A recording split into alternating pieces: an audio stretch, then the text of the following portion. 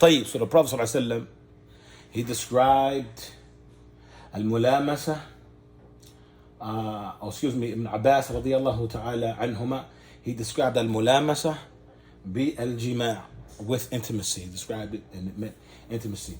Now let me see, if you look at the translation of the Quran, that's Surah An-Nisa, verse number 43, for example,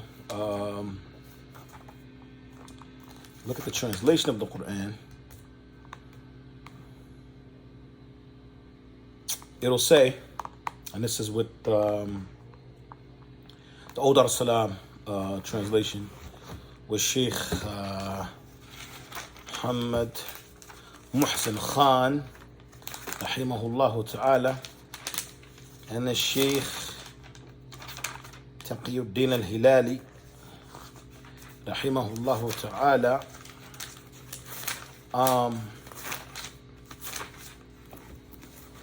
If you look in that translation, it translates and it explains La mastumun nisa.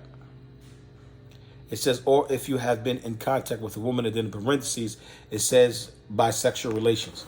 So the parentheses, just for the people to understand, that comes because of the tafsir of this, the Mashaykh who translated this copy of the Quran, had their knowledge of tafsir and their research. May Allah have mercy on both of them and reward both of them tremendously. All right, but he put the regular meaning, and then he put the tafsir meaning in the brackets, in the parentheses. Okay, so in general, a person may, if they didn't put those brackets, and I don't doubt that there are some translations of the Quran that don't put in the brackets what it actually means, and it just says, or had any contact with a woman. A person may think, right, because mulamasa doesn't in every case mean intimacy. So a person may think, okay, well, if you bumped into a woman, or you hugged your wife, or you kissed your wife, and they'll walk away believing, okay, I give my wife a kiss, I gotta go, and you know what I'm saying? Make wudu or make ghusl or whatever. You know what I'm saying? So at the end of the day, the tafsir is essential to your existence as a Muslim.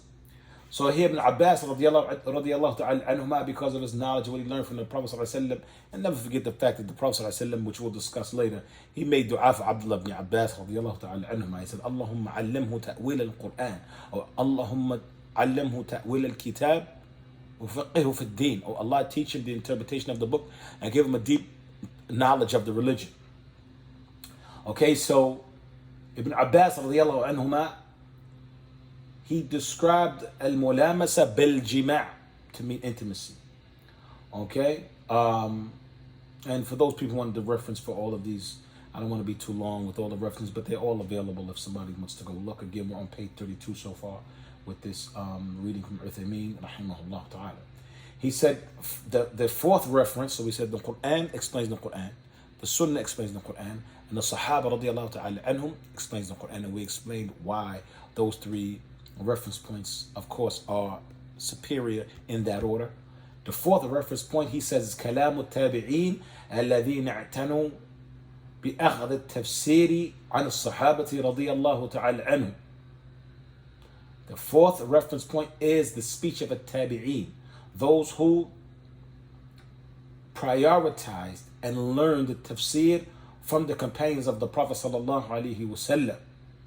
Because the tabi'een, he said, لِأَنَّ التَّابِعِينَ خَيْرُ النَّاسِ بَعْدَ الصَّحَابَةِ, because they're the best people after Sahaba. And again, earlier on we mentioned that the companions were the farthest people from, or the closest people to the truth, and the farthest people from having any obstruction between them and reaching correct conclusions and so on and so forth. Allah said about them, and about the tabi'een, and about the atba'u tabi'een, the Prophet ﷺ said about them, and about the tabi'een, and about the atba'u tabi'een, خَيْرُ النَّاسِ قَرْنِي ثُمَّ الَّذِينَ يَلُونَهُمْ ثُمَّ الَّذِينَ يَلُونَهُمْ. He said, the best of all humanity is my generation, and then those who succeed them, and then those who succeed them, meaning those three generations. So we're not just making, the Sheikh is not making these claims without there being textual proof and evidence for that. Okay, barakallahu fikum. So just for clarity, so the tabi'een is included in that, those khairul qurun, the best of those generations. He said, for the fourth marji' or reference point is the kalam of the tabi'een, those who learn the tafsir from the Sahaba radiallahu ta'ala anhum. He said because the tabi'een is the best of humanity after the Sahaba radiyallahu ta'ala anhum. وَأَسْلَمُوا مِنَ الْأَهْوَاءِ مِمَّنْ بَعْدِهِمْ. And they are the people who are the farthest from their desires after the Sahaba. Okay? And they are يعني ولم تكن اللغة العربية تغيرت كثيرا في عصرهم. He said, and the Arabic language didn't go through a lot of changes. It didn't get as diluted and polluted as much in their time. Meaning their language was still close to the purity it had in the time of the Prophet sallallahu alaihi wasallam. فكانوا أقرب إلى الصواب في فهم القرآن. They were closer to the understanding of the Quran, the Sheikh said, than those who came after them. Okay, meaning they were closer to the understanding of the Quran. They were closer. And they weren't the Sahaba, but they were close to them in terms of their understanding. And they were closer than the succeeding generation, was the Tabi'in or Atba'u Tabi'in. They were closer to the truth than they were. All right? He said, قال الشيخ الإسلام ابن تيمية رحمه الله. Shaykh al-Islam ibn Taymiyyah, this is an important point. We're going to pull up minhaj point out of this, inshallah. Ibn Taymiyyah رحمه الله, he said, إذا أجمعوا يعني التابعين على الشيء فلا يرتاب في كونه حجة. He said, if the tabi'een all collectively agree on something, then there's no doubt at all that that thing is a hujjah. If you find all the tabi'een in agreement with the issue, you find all of them agree on the issue, then there's no doubt that that thing that they agree on is a hujjah. That thing is a proof. That thing is evidence of all of them going to agree. Because the Prophet, Allah gave them status. The fact that the Prophet ﷺ said, who does not speak from his desires, he speaks from revelation from Allah. The fact that he said the best of humanity is my generation, and then those who follow them, and then those who follow them, that puts them at a high status as a group. Again, the prophets and messengers, alayhimu salatu salam, they are better than the tabi'een as individuals. We're talking about the people existed at one time. The prophets and messengers, alayhimu salatu salam, did not exist on earth at one time as a generation.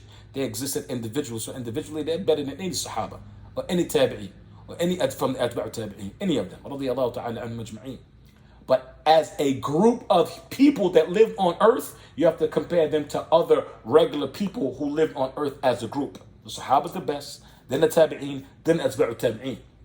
So Ibn Taymiyyah said, based off of this, rahimahullah ta'ala, wa rahmatullah alayhim ajma'een, that collectively the Tabi'een, if they agree on something, there's no doubt that that thing is a hujjah. It's considered a proof. He said, فَإِنْ اخْتَلَفُوا فَلَا يَكُونُ قَوْلُ بَعْضِهِمْ حُجَّةً عَلَى بَعْضٍ وَلَا عَلَى مَنْ بَعْدِهِمْ. He said, but if they differ in the issue, you can't take one of those tabi'een and make his statement a hujjah over the other person's statement. And you can't do that with anybody that came after them. Did y'all hear that? Listen, man, I'm going to say that again. I'm going to read it again in Arabic and translate it again, inshallah. He said, فَنَخْتَلِفُوا فَلَا يَكُونُ قَوْلُ بَعْضِهِمْ حُجَّةً عَلَى بَعْضٍ وَلَا عَلَى مَنْ بَعْدِهِمْ. If they have a differing, you can't come and take the statement of this tabi'i, Sa'id ibn Musayyib or al-Basri, or any of them, Qatada ibn Di'ama or Mujahid, you can't take any of them and say, hey, this statement, his statement, simply because he said it, is a hujjah. And the other one who differs with him is wrong simply because he's different with so-and-so. Now, ikhwan, this is, some of y'all know where I'm going with this. Some of y'all, this is going over your head, right? Possibly. No disrespect. How in the world you going to come now and tell me, we have a bunch of mashaykh that we love and respect. I agree with the sheikh's statement regarding this issue. I agree with him. I agree with his evidence that he supported, and I agree with it. I believe in my heart that's the best. I agree with him. But it happens to be in contradiction to what this particular sheikh said about this issue. And even sometimes a person. I don't agree. I have evidence that makes me say, no, that's not, I think maybe I'm not going to go out there and jump out there and say the sheikh made a mistake, because that's not my place. I think that's bad etiquette, me personally. But I agree with this. I think the sheikh's, his explanation is detailed, His praise is detailed. His accuracy is detailed. The evidences that he presented is detailed, and they're clear, and they coincide with the Book of Allah, or they come from the Book of Allah and the Sunnah of His Prophet ﷺ, and his understanding and his contextualization coincides with the understanding and the contextualization of the Sahaba radiallahu ta'ala anhum ajma'in. His methodology in this affair coincides with the methodology of those first three generations. I feel more comfortable with this position. I feel like all the facts that have been presented, the Sheikh's knowledge of this issue is mashallah complete and detailed, and he's reached a point where I trust his opinion on this issue, so I agree with him. As far as Sheikh so I love him, but it doesn't, to me, it's not adding up. I think maybe perhaps the Sheikh just didn't hit accuracy. We pray that Allah rewards him, inshallah, for his efforts, but I just believe, how in the world are you going to come now and tell me we don't rock with you no more? You can't come and, you ain't our homie no more. We don't rock with you no more. Taking all your books out the bookstore. You know what I'm saying? All your lectures is being removed. That ain't, like, any of you brothers is bent out of shape because somebody remove your books or remove your lectures or something like that. Like, bro, tawfiq come from Allah. Be sincere. Get your reward from Allah. And don't get caught up in this corny stuff, man. This fame and all of that stuff is weird. It's nutty. It's corny. Like, please. That's not what it's about. But the fact that you could detach yourself from your brother and bring your brother up on charges because he didn't agree with one of the mashayikh.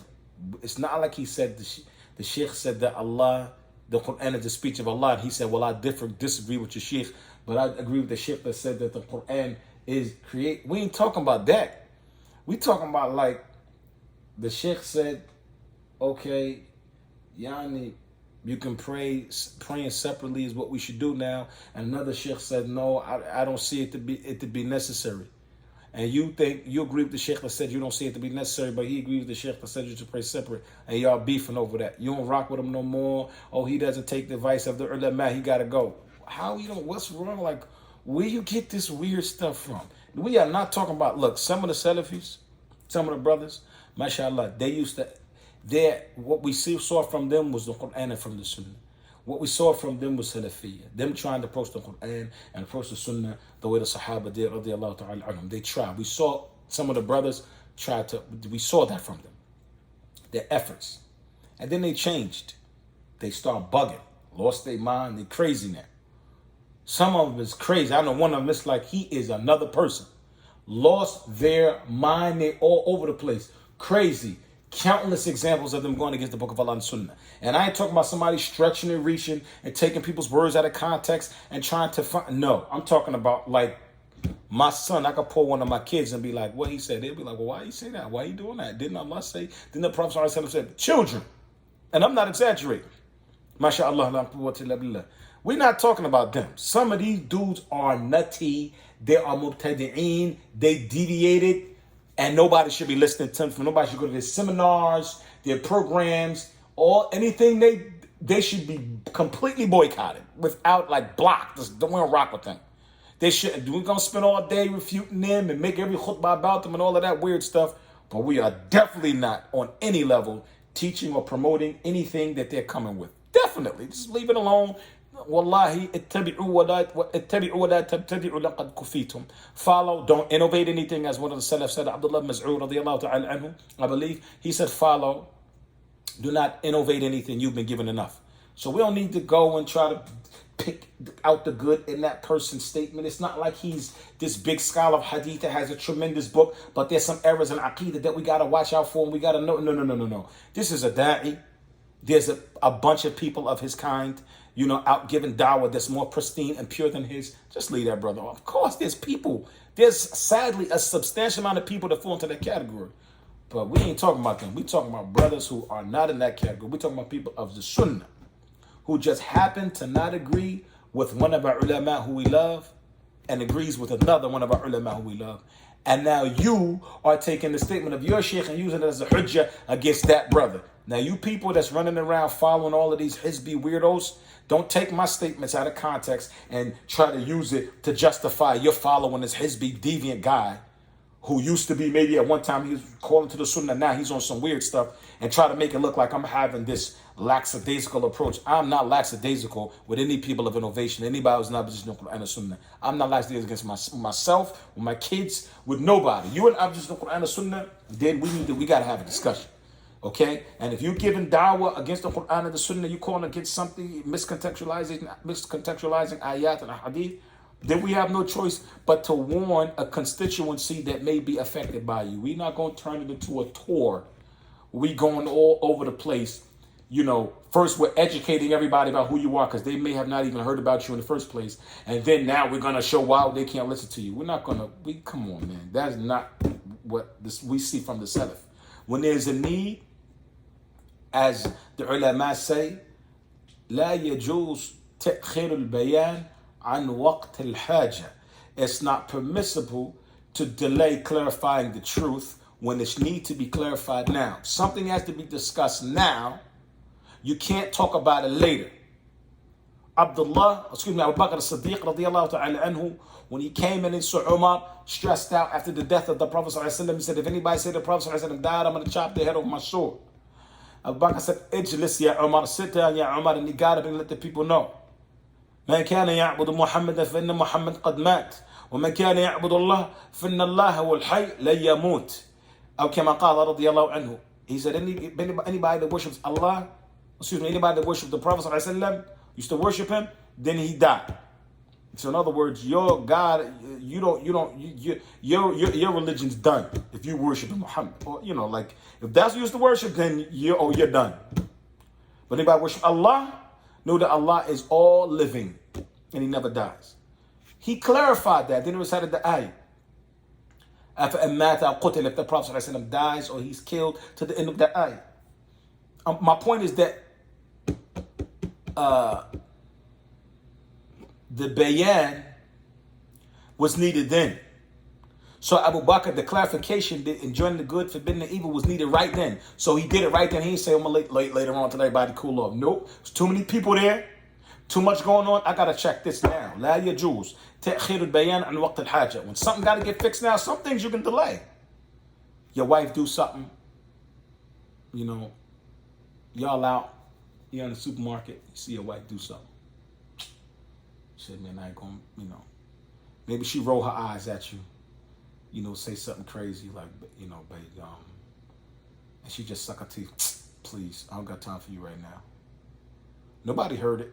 They not looking at Muslims bad. You like, what she just said? You go back and say, yo, shorty, look.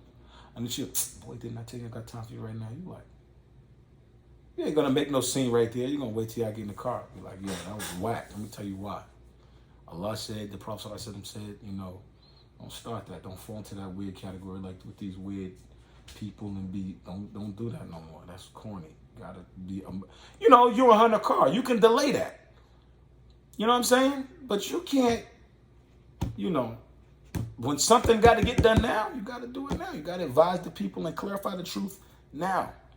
You dig what I'm saying? So we're not gonna sit around and act like when it's necessary to warn against people or to advise people to not listen to someone and so on and so forth. We're going to do that when necessary. But that ain't going to be all we talk about. And we're definitely not going to take that principle of warning against evil and people who are calling to innovation and all this kind of stuff. We're not going to take it out of context and use it against brothers who it shouldn't be used against and say because you disagree with my sheikh, you're wrong because my sheikh is a hujjah. Whether you say that with your mouths or you act like that, it has the same effects. If you boycott people because they have disagreed with your sheikh in a mas'ala, right? And not because your sheikh is calling to a mas'ala and an issue that's completely and totally protected by the Quran and Sunnah on every level, and clearly anybody who differs with that is astray, like in the case of your sheikh, one of our mashaykh was calling to just the Quran being a speech of Allah, which it is, and if somebody else came and called against that, we ain't gonna agree to disagree on that. That person's a kafir. He done made kufr with his statement. Because the Sahaba, radiyallahu ta'ala anhum, understood that to be iman and the opposing view to be kufr. We got a clear delineating line that separates right from wrong. But we're talking about things that could go either way. There's room for different in this issue. I believe that this is the right way based off evidence. You believe that's the right way based off your evidence. You don't even want to hear what I got to say simply because I want to get your shit, so I'm going. That's crazy. All right, so I don't mean to be long-winded, but every time I read that, that just reminds me of some of our current affairs today. Again, if nobody tries to open this topic up, what about the sheikh has more knowledge of the mas'ala?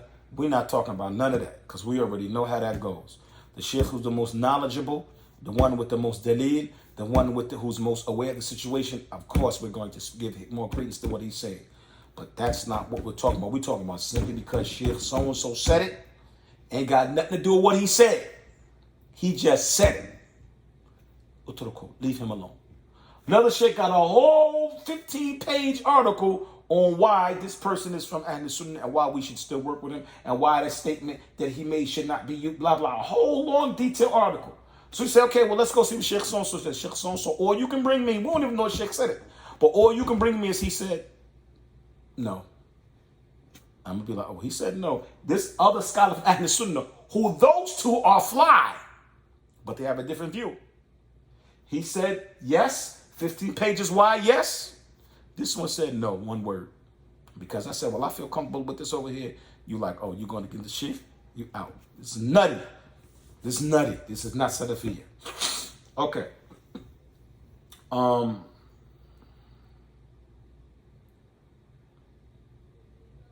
He said, وَيُرْجِعُ فِي ذَلِكَ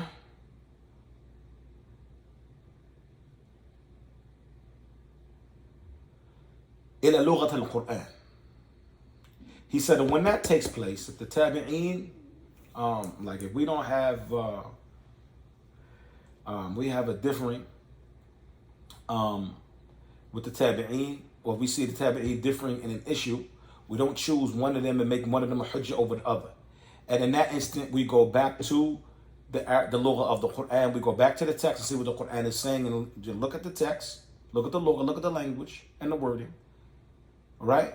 The wording of the Quran that may explain, see if we can find something in the Quran to explain what that particular ayah means to settle the dispute or the differing between the tabi'een. The two or three of them that may be differing in their explanation and interpretation of this ayah. We go back to the Quran and see what the Quran, if there's any tafsir from the Quran that explains that to, for example, side with one of them, see which one of the tabi'een was correct, based off of other verses in the Quran that may explain that ayah. Or we go back to the Sunnah to see if there's anything to Sunnah in the Sunnah that explains that particular ayah that would then in turn make one of those tabi'een statements accurate and give a superiority over others. Or we go back to the general, we can't find anything in the Quran and Sunnah, we go back to the general meaning of that particular word or that phrase or that ayah in the Arabic language. Or we go back to the examples of the statements of the companions radiallahu ta'ala anhum in that regard, or regarding the ayah. So, if we find a different, we don't just be like, oh, he said it, that makes it right. No, we dig more deeper and we see which part of the Quran and Sunnah and the way of the Salaf, the Arabic language and so on and so forth, supports the correct view, and we take that. وقال أيضا, Ibn Taymiyyah rahimahullah said as also, ومن عدل عن مذهب الصحابة والتابعين وتفسيرهم إلى ما يخالف ذلك كان مخطئا في ذلك. That if anybody deviates from the methodology of the Sahaba radiallahu ta'ala anhu, from their school of thought, from the school of thought of the Tabi'een, the methodology, understanding, and the school of thought of the Sahaba and the Tabi'een, and from their tafsir, you leave that, or you make somebody else's view hold the same weight as theirs, or you abandon their view for somebody else's view. This person who does this is wrong. He's wrong in this regard. Bal mubtadi', and he said rather he's an innovator. Okay, so everybody ain't getting no pass. You go against the Quran and Sunnah, you deviate from the way of the Salaf. That is the definition. Essentially, of course, there's hujaj and discussions and advice and stuff that needs to take place at first, before anybody makes tabdi', and people make tabdi', we leave calling people of bid'ah for the people of ilm and so on and so forth. But the thing that makes a person an innovator is deviating from the methodology of the Salaf al-Salih. وَإِنْ كَانَ مُجْتَهِدًا مَغْفُورًا لَهُ خُطُوءُهُ. He said, even if he's a mujtahid who their mistakes have been forgiven, doesn't rule from the fact that Shaykh Islam Taymiyyah rahimahullah says that person is still considered an innovator. ثم قال من خالف قولهم. He said, then he said, anybody who is in opposition to the statements of the Sahaba and the Tabi'een of the Allah Ta'ala anhum ajma'een, وفسر القرآن بخلاف تفسيرهم, and they explain the Quran with a different tafsir than theirs, فقد أخطأ في الدليل والمدلول جميعا. Anybody who explain who they are in opposition to the statements of the Sahaba and the Tabi'een radiyallahu ta'ala anhum ajma'een, and they explain the Quran in a way that is in opposition to the way they explained it, then that person فقد أخطأ في الدليل والمدلول جميعا. That person has made tremendous mistake in how he uses the dalil and what he's trying to prove. In the proof and what he's trying to prove. Okay? Whatever point he's trying to prove, he made a mistake. And how he utilized the proof, whatever proof he used, is also, he made a mistake with that too. He said, the next way that is understood, the next marji', I believe that's focused on Quran, Sunnah, Tabi'een, Quran, Sunnah, Sahaba, Tabi'een. The fifth way, Quran, Sunnah, Sahaba, Tabi'een. And now the fifth way is ما تقتضيه الكلمات من المعاني الشرعية أو اللغوية حسب السياق لقوله تعالى إنا أنزلنا إليك الكتاب بالحق لتحكم بين الناس بما أراك الله. Allahu Akbar. Fifth reference point is going to be the meanings, the Islamic legislative meanings of these words that as they come in the Arabic language, okay? And that's going to be based off the context. And this is based off the statement of Allah subhanahu wa ta'ala. The proof of that is Allah said, indeed, we have revealed to you the book in truth, in order that you may clarify it, لِتَحْكُمَ بَيْنَ النَّاسِ, in order that you may judge, in order that you may judge between the people based off of what Allah has showed you. Indeed, we have revealed to you, O Muhammad, the book in truth, in order that you may judge between the people based off of what Allah has showed you. وَقَوْلُهُ إِنَّا جَعَلْنَاهُ قُرْآنًا عَرَبِيًّا لَعَلَّكُمْ تَعْقِلُونَ. Allah subhanahu wa ta'ala said, وَقَوْلُهُ, indeed we have made the Quran in the Arabic language in order that you may all understand. وَقَوْلُهُ وَمَا أَرْسَلْنَا مِنْ رَسُولٍ إِلَّا بِلِسَانِ قَوْمِهِ لِيُبَيِّنَ لِلنَّاسِ أو لِيُبَيِّنَ لَهُمْ عفوا. And we have not revealed, we have not sent any messenger إِلَّا بِلِسَانِ قَوْمِهِ, except that we sent that messenger speaking the language of his people. لِيُبَيِّنَ لَهُمْ, in order that he may, by way of him speaking the same language, the language that they understand, he may clarify to them, meaning the truth, the revelation that Allah has given him. He said, فَإِنْ اخْتَلَفَ الْمَعْنَى الشَّرْعِي, and the point why the Shaykh brought these ayat, that first ayat we mentioned is in Surah An-Nisa, verse number 105. The second one is in Surah Al-Zukhruf, verse number 3. The reason why I mention these verses, why? Because both of those verses shows us that the Quran is in the Arabic language. It's in the language that the people understand. So the language has some significance. There is a reason why Allah put it, the Quran in the Arabic language, and why he sends prophets and messengers, alayhimu salatu salam, with the revelation in the tongues of their people, because the language and the tongues the people speak in has a level of significance. And that's why Allah chose to mention that in these ayat. He said, فَإِنْ اخْتَلَفَ الْمَعْنَى الشَّرْعِي وَاللُّغَوِي أُخِذَ بِمَا يَقْتَضِيهِ الشَّرْعِي.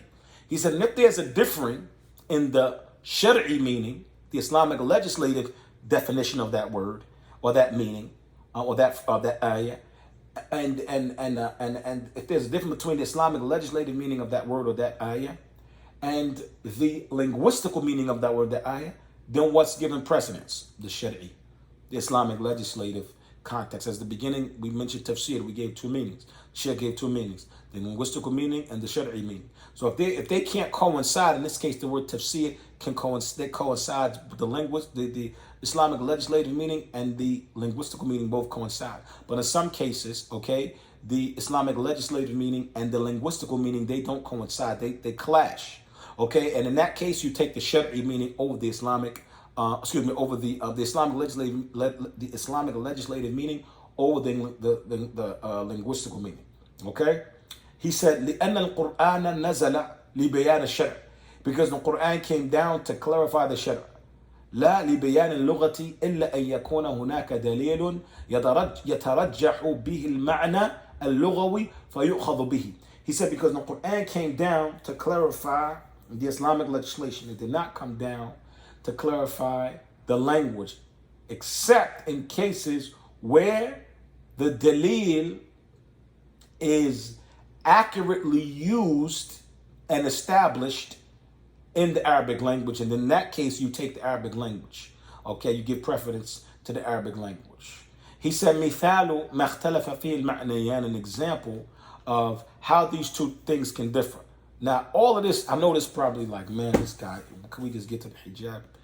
Listen, these tools, we got to understand, because you have crossroads when you study Masail, hijab, okay,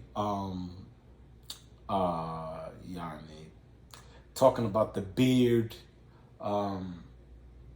so many different Masail, okay, how the man should dress, salah, zakat, all of these different sciences in ulum, inheritance, you find some differing in these masail. Okay? And when you differ, your knowledge of how to differ and what things, like when you come into situations where there's difference of opinion, what the methodology, what the most logical approach should be, if you don't know that, you'll wind up making a wrong decision. Okay? So we're not just going to read and be like, oh, the sheikh said this and that sheikh said that and this sheikh is right. Like that, to me, I mean, we could do that and a lot of people won't even have a problem with that. But me personally, I think at this point in the game, we should have more respect for one another. And we should try to teach with as much accuracy and as much detail as possible. Again, I'm not discrediting people who teach like that and just keep everything, simple and this is right, this is wrong. Some people, that's all they want. And there's, I'm sure, a lot of brothers from Ahlul Sunnah that may have concise, little small 5-10 minute presentations that are like that. That's fine. But me, again, this is online, man. We do this at our own pace. So we want to try to equip ourselves, inshallah, with as much tools as possible that will enable us, inshallah, to approach this issue, especially the hijab, because this ain't no light issue. People burnt out right now. You know what I'm saying? Women, they really think that what they wearing is perfectly fine. You can't even tell them this. Say, girl, what you got on? You know what I'm saying? She don't want to hear none of that. So I'm hoping that somebody curl up, lay back on their bed or their couch or whatever, and we can go over this and have this discussion, in detail, and then we can agree on what the truth is, and we accept the method and the style and the path we tread in order to reach the truth. And then, walk away, inshallah ta'ala, with some harmony and collective acceptance and adherence, inshallah ta'ala. He says, so when you have a case, an example of the Islamic legislative meaning and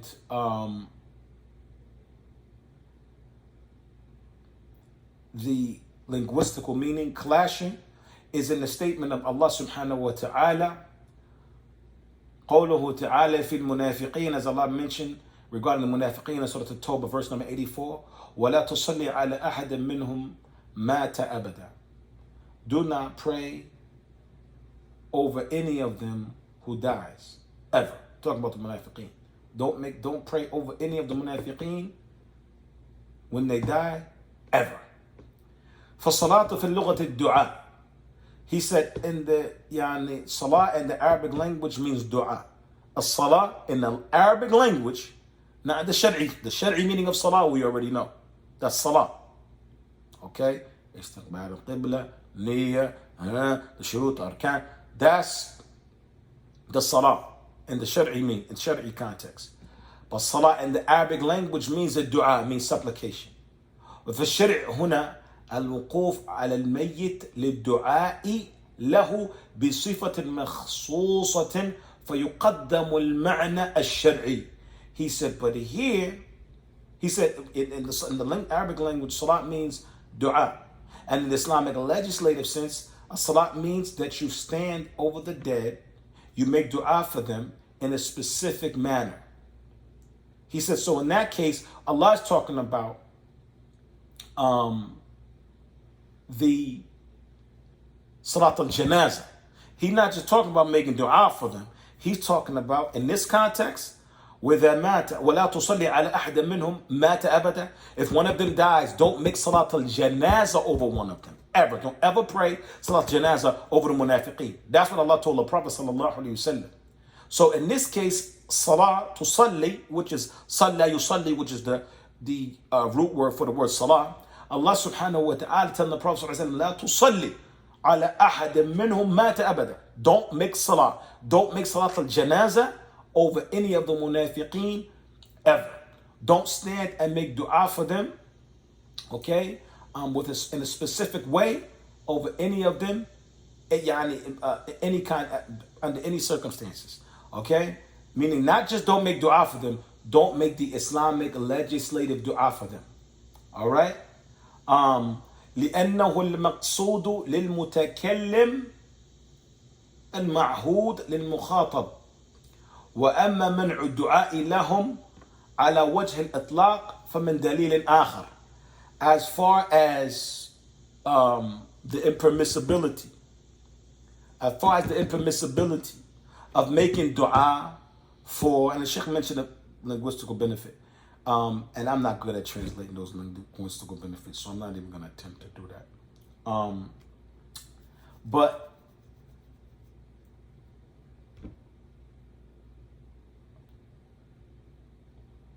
yeah, I'm not even going to touch that.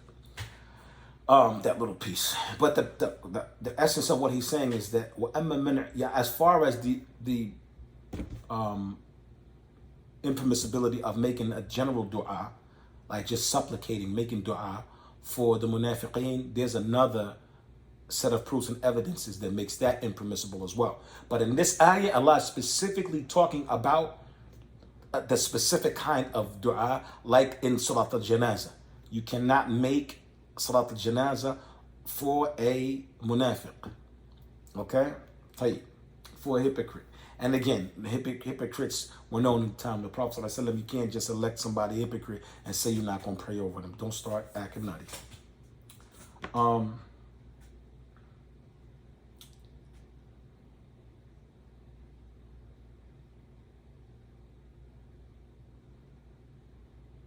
He said, that example يكفينا. He said, وأمثلة, and so there's other examples. وأمثلة ما اتفق فيه المعنيان الشرعي واللغوي كثيرا. There's other examples that, alhamdulillah, you find the Islamic legislative meaning and the linguistical meaning, they agree. So there's no need to, try to figure out which one takes precedence. Or to apply that science where the Shari'i is giving precedence.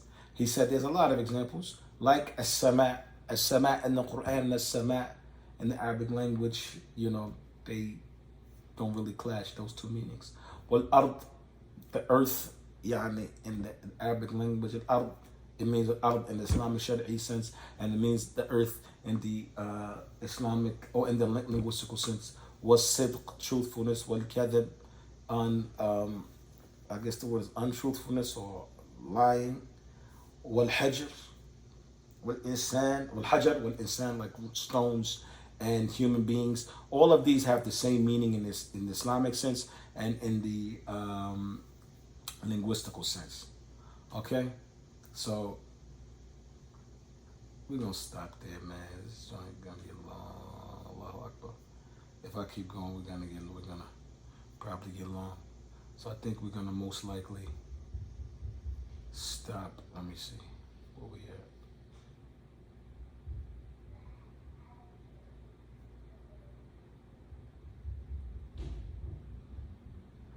Okay, we finish this last piece, and then we stop, inshallah. The Sheikh, he said, the next segment is al-ikhtilafu al-waridu fi tafsiri al-ma'thur. Okay, how do we deal with and how do we understand and approach an issue when we have a differencing of opinion or a difference of opinion as it relates to what has been actually narrated regarding the tafsir of the verse. Like you may have some companions and so on and so forth, tabi'een, whoever, that differ over an ayah. And they're authentic narrations, and they differ over their different ways and different phrases or different statements that they said about these ayat. And what are we supposed to do in that situation? He said, al-ikhtilaf al-waridu fi tafsir al-ma'thur ala thalathati aqsam. That, the narrations we have that deal with different kinds of tafasir, right, are differing amongst the salaf as it relates to the meaning of some of these verses. There's three different ways. We have like actual narrations that have come to us from different companions and different tabi'een, radiyallahu ta'ala anhum ajma'een, and they have different wordings and different phrases and different statements that they make about these verses, and they all trace back to each one. The chains are all sound, right? In this case, the chains may be all sound. Not in every case, but we're talking about the ones that the chains are all sound and they all authentically have been narrated or reported on these individuals from the Salaf radiyallahu ta'ala al-majma'een. But the statements are not exactly identical, or the statements, there's different wording or whatever. How do we approach that? The Sheikh said there's three kind of differing that we can find that has been narrated to us from the Salaf. Three different scenarios where they can differ over a statement. He said, القسم الأول, the first type, is اختلاف في اللفظ دون المعنى. Is that you may have the words that they use, the words that they choose to use are different, but they're synonymous. They mean the same thing. Like you would say big and large, for example. The Shaykh gave an example. He said, فهذا لا تأثير له في معنى الآية مثاله قوله تعالى. He said, and that doesn't, in a case like this where they differ in wording, but the meaning is the same, that has no effect over the meaning of the ayah. It has no effect over the differing. An example of this is a statement of Allah in Surah Al-Isra, verse number 23. وَقَضَى رَبُّكَ أَلَّا تَعْبُدُوا إِلَّا إِيَّاهُ. And your Lord has legislated and decreed that you do not worship anyone other than Him. قال Ibn Abbas, قضى, the word here, قضى, Ibn Abbas said it means amara. It means He commanded. وقال مجاهد وصى. It means Allah subhanahu wa ta'ala has instructed. Okay, for lack of a better translation. He has commanded another, and Mujahid said it means instructed. وقال الربيع بن آنس أوجب. And الربيع بن آنس, he said أوجب. Right? رضي الله تعالى عنهم أجمعين. ربيع بن آنس, he said أوجب. It means that Allah is obligated. وهذه التفسيرات معناها واحد. He said these exegesis and interpretations or explanations of these words, of this word qada, they really essentially are saying the same thing. أو متقارب, or they're very close in their meaning. فلا تأثير لهذا الاختلاف بمعنى الآية. So there's no real effect that this differing has over how we understand the ayah. القسم الثاني, he said the second type, اختلاف في اللفظ والمعنى, is when people have a differing in the word and the meaning. We have authentic narrations that trace back to the Salaf, and they don't coincide with one another in word and in meaning.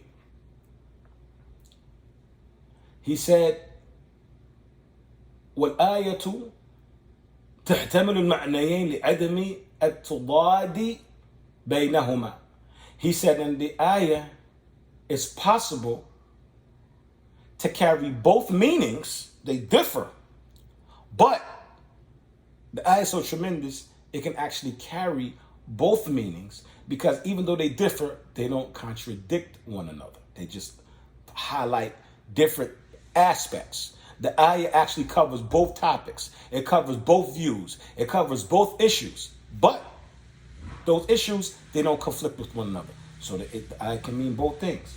All right? He said,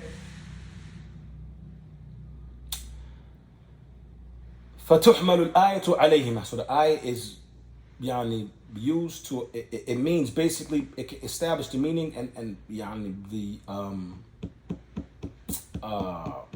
it fulfills both purposes, or it carries both meanings. He said, وَتُفَسَّرُ بِهِمَا, and it's explained with both statements from both of the Salaf, or from both narrations that come to us that highlight two different aspects of the verse. The verse can be explained and can highlight, or can be used to substantiate or to establish both issues, right? Or it can be interpreted both ways. ويكون الجمع بين هذا الاختلاف أن كل واحد من القولين ذكر على وجه التمثيل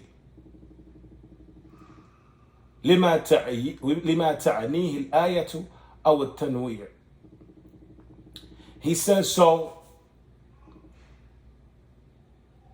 it's possible that you can gather, okay, ويكون الجمع بين هذا الاختلاف, the way we coincide between this, this differing between these two statements from the Salaf that explain this one ayah, both highlighting two different aspects of the ayah, technically differing, having different, meanings that they extract from the ayah.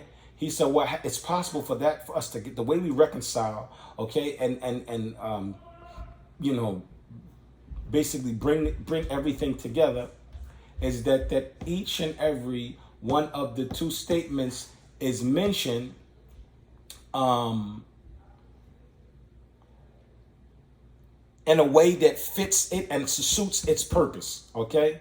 For example, the Shaykh said, مِثَالُهُ قَوْلُهُ تَعَالَى, an example of this is in the statement of Allah, وَاتْلُ مَا عَلَيْهِمْ نَبَأَ الَّذِي آتَيْنَاهُ آيَاتِنَا فَانْسَلَخَ مِنْهَا فَأَتْبَعَهُ الشَّيْطَانُ فَكَانَ مِنَ الْغَاوِينَ وَلَوْ شِئْنَا لَرَفَعْنَاهُ بِهَا وَلَكِنَّهُ أَخْلَدَ إِلَى الْأَرْضِ وَاتَّبَعَ هَوَاهُ.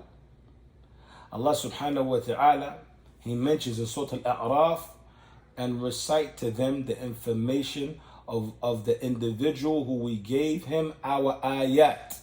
We showed him our ayat, right? We gave him our ayat. فَانْسَلَخَ مِنْهَا فَأَتْبَعَهُ الشَّيْطَانِ. But he deviated from them, and shaitan followed him, and he was from the Ghaween.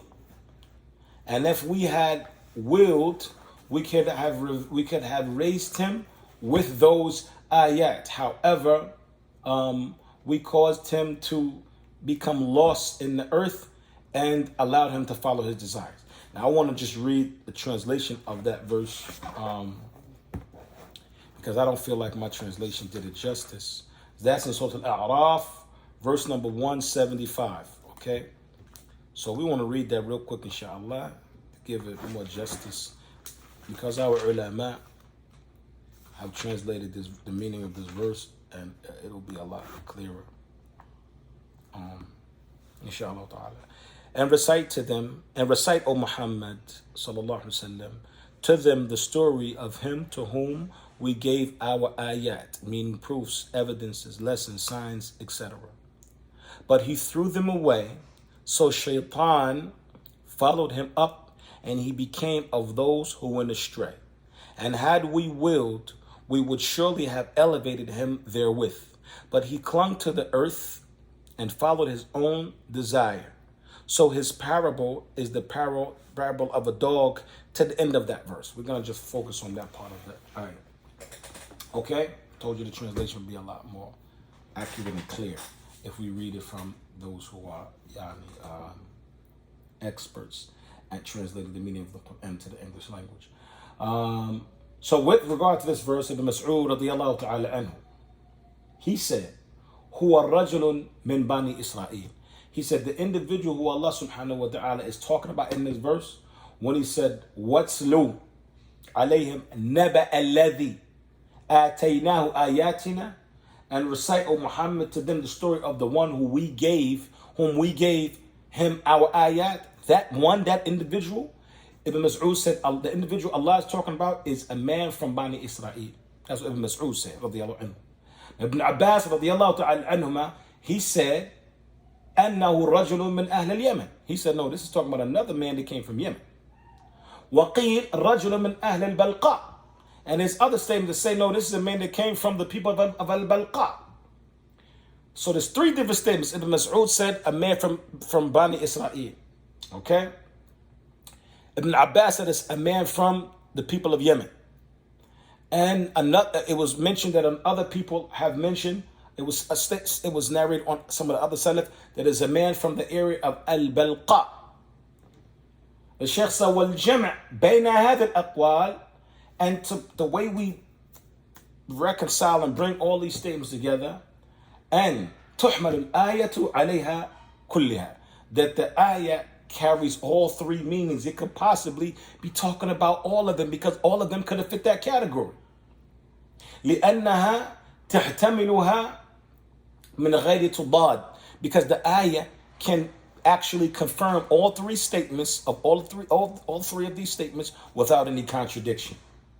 وَيَكُونُ كُلُّ قَوْلٍ ذُكِرَ عَلَى وَجْهِ التَّمْثِيلِ, and any statement can be utilized. Any of these three statements can be used. You can use this ayah to talk about it.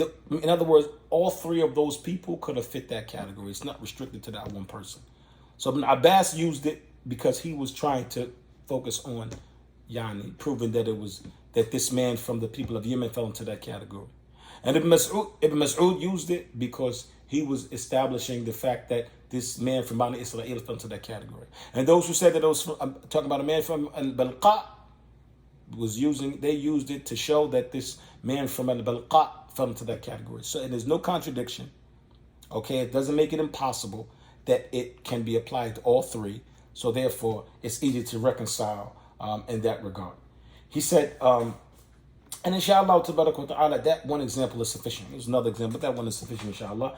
Al-Qism al-Thalith, and again, for the people who want to go back and read that, that's in his Tafseer, page number 34. Al-Qism al-Thalith, the third type, and this is where we're going to end, inshallah ta'ala. He said, اختلاف اللفظ والمعنى, is when you have a differing in the lafz, the word, and the meaning. But ayatu لا تحتمل المعنيين, and the ayah cannot mean both things. معا, not together.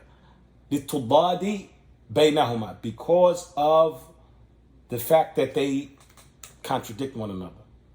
So the tafsir from this that's just narrated to us from this one, and the tafsir that's narrated to us from this, and trace back, we have authentic sources going back to the Salaf, one saying this, one saying that, and we can't reconcile like we did just now in the previous example. What do we do in that situation? He said, وَالْآيَةُ لَا تَحْتَمِلُ الْمَعْنَيْنِ مَعًا لِلتُّضَادِ بَيْنَهُمَا فَتُحْمَلُ الْآيَةُ عَلَى الْأَرْجِحِ مِنْهُمَا بِدَلَالَةِ السِّيَاقِ أَوْ غَيْرِهِ. Then in that case, we have to go based off of that which is correct, meaning what the ayah proves based off of the context and other supporting evidences that we may gather, inshallah, to support the accuracy of one of the views. Why are we saying this? Because the Sahaba were not infallible as individuals. The Tabi'een definitely were not infallible as individuals. And the Tabi'een definitely was not infallible as individuals. Just because a companion makes a statement by himself does not necessarily mean that there wasn't some knowledge that one individual companion didn't know. Okay, there were times where you can go to even people like Abdullah ibn Abbas, when they asked him, could you eat a dog? At one time, he thought you could, because he was going based off the generality of the ayah that he knew, where Allah subhanahu wa ta'ala explained what we can eat and what we can't eat in Surah Al-Ma'idah. But then later on, when the companions brought the hadith that they heard of the Prophet ﷺ prohibited us from eating animals with canine teeth and so on and so forth, he said, oh, okay, and in that case, you can't eat the dog. Was he against the sunnah? Was he ignorant? No. It was a narration that didn't reach him. So he based his position off of a text. So he was right to base his position on a text that he received, but there was another text that didn't reach him. So when that hadith reached him, he added that to his repertoire of information and now changed his view and said, oh, now based off this new information that I just received, you can't eat dog. So there were examples when the Sahaba didn't know a thing and they may have made a statement based off of the knowledge they did have. Maybe something got abrogated because Allah subhanahu wa ta'ala mentioned that he abrogates ayahs, right? He said we do not cause an ayah to become abrogated or removed, except that we replace it with something that is equal or better. So Allah subhanahu wa ta'ala, these ayat, sometimes they get abrogated, and maybe it could be that this companion didn't know about the abrogation, whatever. So individually, they're human beings, so information that didn't reach all of them the exact same moment. But collectively as a group, you'll never find them agreeing on anything.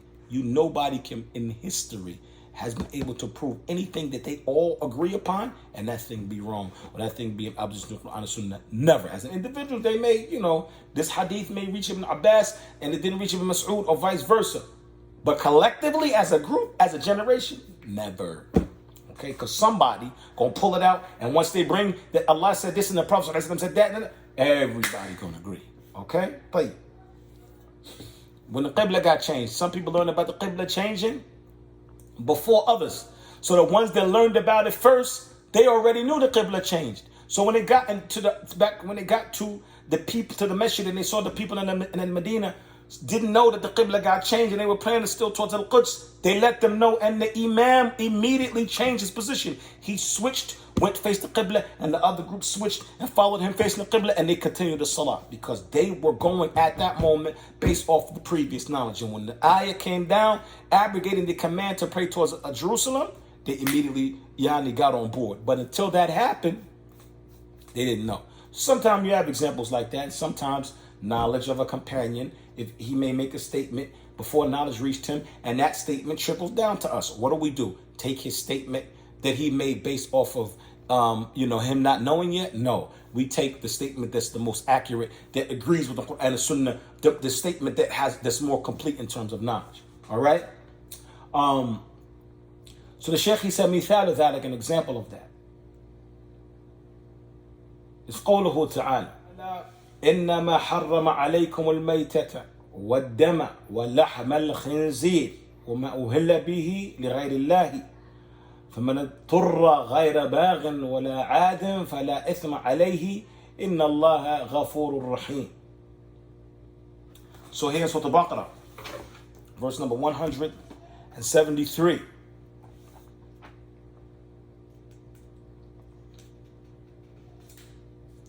Allah subhanahu wa ta'ala, he mentions regarding the food.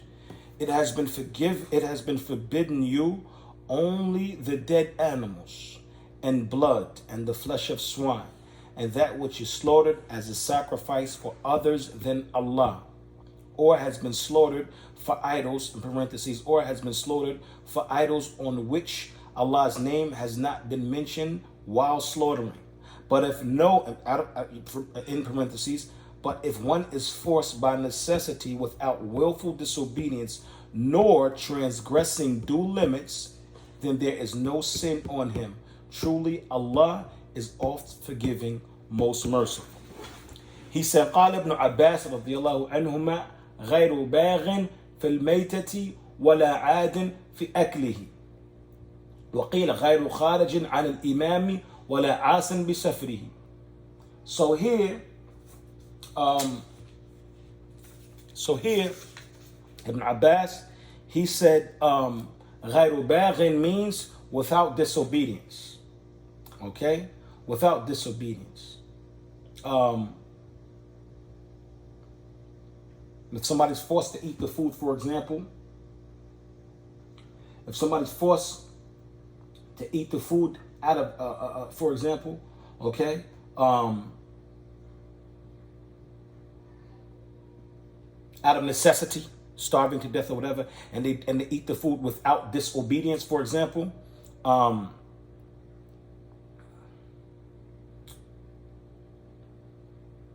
then in that case, barakallahu fikum, basically he's saying that what it means is one of the conditions for eating food out of necessity, eating haram food out of necessity, as it has to be done without any disobedience. You're not doing this because you're being disobedient to Allah subhanahu wa ta'ala. It's actually being done out of necessity. Okay? So Ibn Abbas here, that's how we explain the verse. غير باغ يعني غير باغ في الميتة. Then when you eat the dead animal, you're not doing it out of disobedience. Okay? And it doesn't become a habit. You're not doing it because you love, you don't continuously do it, and so on and so forth. That person is going to be excused. Okay? Another time, somebody from the Salaf mentioned that this verse is talking about something else that has to do with yani khuruj on the imam and disobeying the imam and so on and so forth. The Sheikh said in this case, wal arjah al awwal. The correct view is that this is talking about yani it has nothing to do with being disobedient to the Khalifa. And this verse is talking about being disobedient to Allah subhanahu wa ta'ala and eating this food and yani out of necessity, but not out of disobedience. Okay? So to make a long story short, this is just an example of where two people may differ. You got Ibn Abbas' statement, radiyallahu ta'ala anhuma. You got other statements from the Salaf that mention something that is conflicting his, but we take Ibn Abbas's. Why? The Sheikh said because of that statement of Ibn Abbas coincides with the overall context of the verse. All right, so inshallah ta'ala, those are just a few examples, and there are more that can be presented regarding that. But inshallah, that's sufficient for us. We ask that Allah subhanahu wa ta'ala give us success and make it sincere, and that He accept our efforts and benefit us from that which we have heard today and always what we hear in our durus. هذا ما عندي وصلوات الله وسلامه على نبينا محمد وعلى آله وأصحابه أجمعين وسبحانك اللهم وبحمدك وأشهد أن لا إله إلا أنت أستغفرك وأتوب إليك.